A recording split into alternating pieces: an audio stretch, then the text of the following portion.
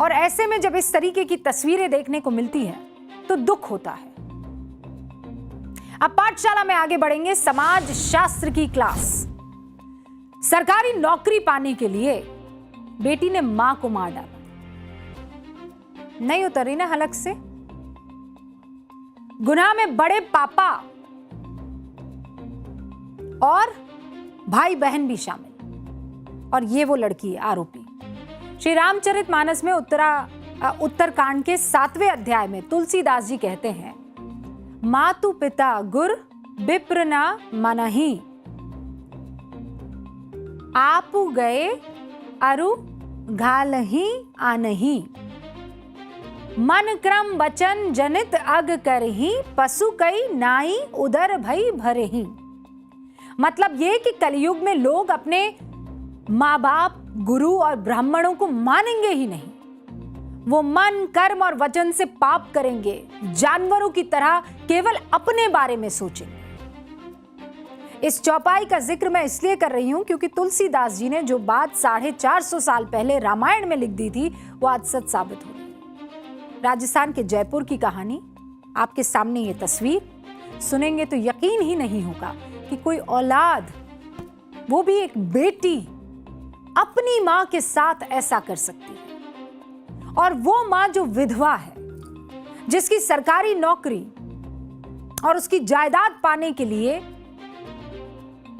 ये बेटी हत्यारन बन गई, हत्या की सुपारी दे दी, 7 लाख रुपए सौदा करके आई, पूरी प्लानिंग के साथ सड़क पर गाड़ी को कुचलवा दिया। शुरुआत में पुलिस को यही लगा कि महिला की मौत रोड एक्सीडेंट में हुई, लेकिन महिला के भाई ने सीसीटीवी फुटेज देखने के बाद पुलिस में हत्या किए जाने की शिकायत की, और पुलिस ने जब विस्तार से, गहराई से मामले की जांच शुरू की तो महिला की सगी बेटी ही मां की कातिल निकली। पुलिस के मुताबिक 23 साल की आयुषी के पिता की मौत 1 साल पहले हुई थी। पिता सरकारी कर्मचारी थे। उनकी मौत के बाद आयुषी की मां नीरज शर्मा को अनुकंपा पर उनकी जगह पर नौकरी मिल गई। यह बात बेटी आयुषी को पता नहीं क्यों बर्दाश्त नहीं हुई। इस बात का फायदा नीरज के जेठ ने उठाया, क्योंकि उनका नीरज के साथ प्रॉपर्टी विवाद पहले से चल रहा था। आरोप है कि जेठ ने भतीजी आयुषी को अपनी साजिश में शामिल किया और उसे सरकारी नौकरी दिलाने का लालच देकर मां की हत्या के लिए उकसा दिया। इसके बाद बेटी और ताऊ ने मिलकर 7 लाख रुपए में एक सुपारी किलर हायर किया। नीरज की हत्या को रोड एक्सीडेंट दिखाने की प्लानिंग की। हत्यारों ने 1 महीने तक नीरज के आने जाने, घर से निकलने की रेकी की, और फिर 4 जुलाई को जब वो किसी काम से घर से बाहर निकली तो सड़क पर कार से उनको उड़ा दिया। पुलिस के मुताबिक हत्यारों ने 130 की स्पीड से नीरज को टक्कर मारी। वो हवा में 100 मीटर दूर जा गिरी और मौके पर ही उनकी मौत हो गई। पुलिस ने दावा किया है कि आयुषी ने अपनी मां को मारने की एक और कोशिश पहले भी की थी, लेकिन उससे पहले वो बच गई। आप खुद सुनिए। इसमें अभी तक की तफ्तीश में 7 लाख रुपए की पेमेंट हत्या के लिए दी गई है, और विशेषकर प्रॉपर्टी जो लालच है मुख्यतः ये बिंदु सामने आया है। और दूसरा, इसमें जो नौकरी है महिला की, उसको पाने के लिए जो महिला की स्वयं की बेटी है और उसके जो जेठ हैं और जेठ के जो बच्चे हैं, उनको इसमें शामिल पाया गया है। मां बेटी के रिश्तों में जो हुआ वो आपने देखा। कोई बेटी कैसे अपनी ही मां की हत्यारन बन सकती है, इसका प्रश्न शायद इस प्रश्न का उत्तर किसी के पास नहीं होगा। फिलहाल तो आरोप लगे हैं, पुलिस जांच कर रही है, लेकिन रिश्ता केवल यही नहीं। आप पति पत्नी के रिश्ते को देखिए, खौफनाक हकीकत उसकी जान लीजिए। बड़े बुजुर्ग कहते हैं कि शादी ब्याह गुड्डे गुड्डियों का खेल नहीं होता है। कहते हैं ना कि ये गुड्डे गुड्डियों का खेल थोड़ी है, लेकिन सच में आज मौजूदा वक्त में ऐसा लगता है कि शादी ब्याह गुड्डे गुड़ियों का ही खेल है। शादी के रिश्ते की जो अहमियत पहले हुआ करती थी, हम कहते थे कि 7 जन्मों का साथ है, अगर 7 फेरे ले लिए अब ऐसा कुछ नहीं है, कमतर हो गई है। अब सच में गुड्डे गुड्डियों का खेल ही हो गया है। 7 फेरों का वचन,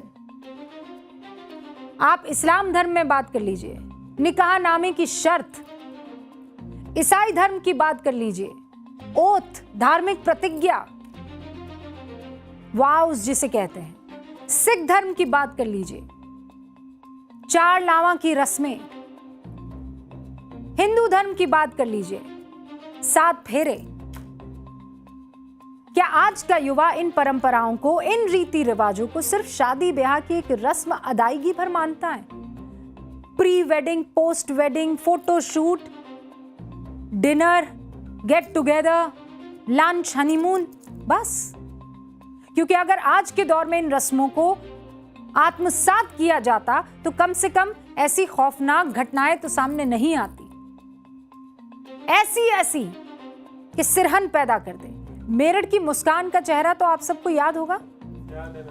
पति को मारकर उसकी लाश नीले ड्रम में भरकर सीमेंट से जमा दिया था। इंदौर की सोनम रघुवंशी, हनीमून के बहाने पहाड़ पर ले जाकर पति को खाई में ढकेल दिया। औरैया की प्रगति यादव, शादी के सिर्फ 15 दिन बाद पति दिलीप यादव की हत्या की सुपारी देकर मरवाने का मामला सामने आया था। सिया गोयल, केतन को किले से धक्का दे दिया। आगरा की रूबी, पति को मारकर बाथरूम के फर्श में चुनवा देने का मामला है। इस तरीके के आरोप निकल कर आ रहे हैं। जौनपुर की निकिता सिंघानिया, पत्नी के और सास के टॉर्चर से बेंगलुरु के आईटी इंजीनियर अतुल सुभाष ने सुसाइड कर लिया था। ये आरोप सारे मालूम है कि नहीं मालूम है आपको? मालूम है। दिल्ली के शाहदरा की अलीशा, पति ने फोन चेक कर लिया तो दुपट्टे से गला घोटकर दम निकाल देने का मामला आया सामने। और शादी को हुए सिर्फ 7 महीने थे।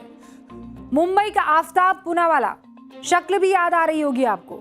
गर्लफ्रेंड श्रद्धा वालकर के टुकड़े टुकड़े करके डीप फ्रीजर में स्टोर करने वाला मामला। मतलब प्यार और भरोसे वाले रिश्ते के गुनहगार इन घटनाओं का जिक्र मैं इसलिए कर रही हूं क्योंकि ऐसी ही 2 और घटनाएं तेलंगाना और इंदौर में भी हुई हैं, जिसके बारे में आप जानेंगे तो हिल जाएंगे। तेलंगाना में पत्नी ने पति को मारने के लिए टॉयलेट क्लीनर का इंजेक्शन दे दिया। पति तड़प तड़प कर मर गया। इंदौर में 6 साल पुराने केस में दोषी पति को उम्र कैद की सजा मिली। इसलिए यह खबर आज चर्चा में है। पति ने तकिए से दबाकर पत्नी का दम घोट दिया।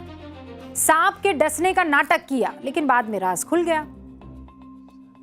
तेलंगाना की पूरी स्टोरी क्या है आप सुनिए। संध्या नाम की एक महिला जो है वो पेशे से नर्स थी। उसका पति विदेश में नौकरी करता था। इधर संध्या का किसी दूसरे आदमी से प्यार हुआ। पति विदेश से लौटा तो संध्या और उसके प्रेमी को दिक्कत होने लगी। दोनों ने मिलकर पति को ठिकाने लगाने के लिए एक प्लान बनाया। पत्नी संध्या ने 30 जून को शराब पिलाकर पति को छत से धक्का दे दिया। पति फिर भी नहीं मरा तो उसे अस्पताल में भर्ती कराया।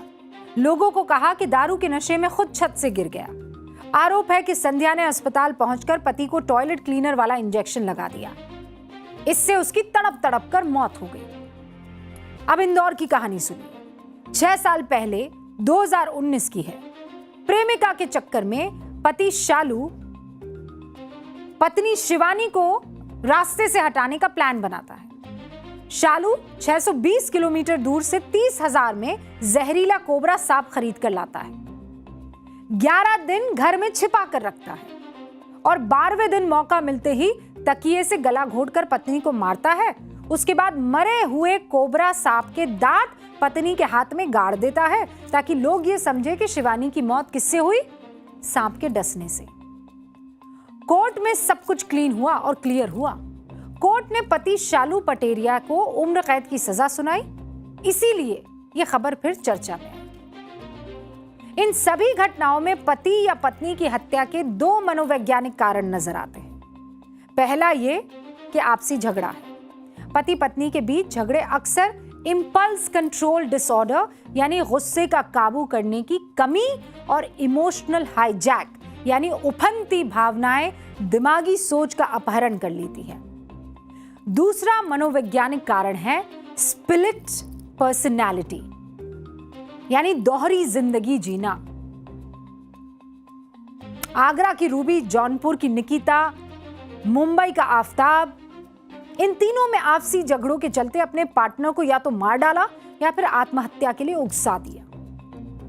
जबकि तेलंगाना की संध्या, इंदौर का शालू पटेरिया, मेरठ की मुस्कान, इंदौर की सोनम रघुवंशी, औरैया की प्रगति यादव और पुणे की सिया गोयल, इन सभी ने दोहरी जिंदगी यानी डुअल पर्सनालिटी, स्प्लिट पर्सनालिटी जीने की गफलत में अपने पार्टनर को मौत के घाट उतार दिया। दोहरी जिंदगी का मतलब ये कि एक तरफ पति या पत्नी की भूमिका और दूसरी तरफ एक्स्ट्रा मैरिटल अफेयर में प्रेमी या प्रेमिका की भूमिका। और इसीलिए बड़े बुजुर्ग कह गए हैं, दो नाव की सवारी नहीं करनी चाहिए। जहां तक पति पत्नी के रिश्तों की बात है तो समर्पण और भरोसा, यही दो बातें इस रिश्ते को प्राण वायु देती हैं। और इसीलिए खुशहाल रिश्ते के लिए इन दोनों का साथ रहना बहुत जरूरी है। लेकिन आजकल क्या हो रहा है, हर कोई सिर्फ अपने बारे में सोच रहा है। न्यूक्लियर थिंकिंग हो गई है। जो पहले जॉइंट थिंकिंग हुआ करती थी कि परिवार को बांध कर रखना है, आजकल हम सिर्फ अपनी सोचते हैं, मैं हो गया है। और पुराना वक्त हम का होता था।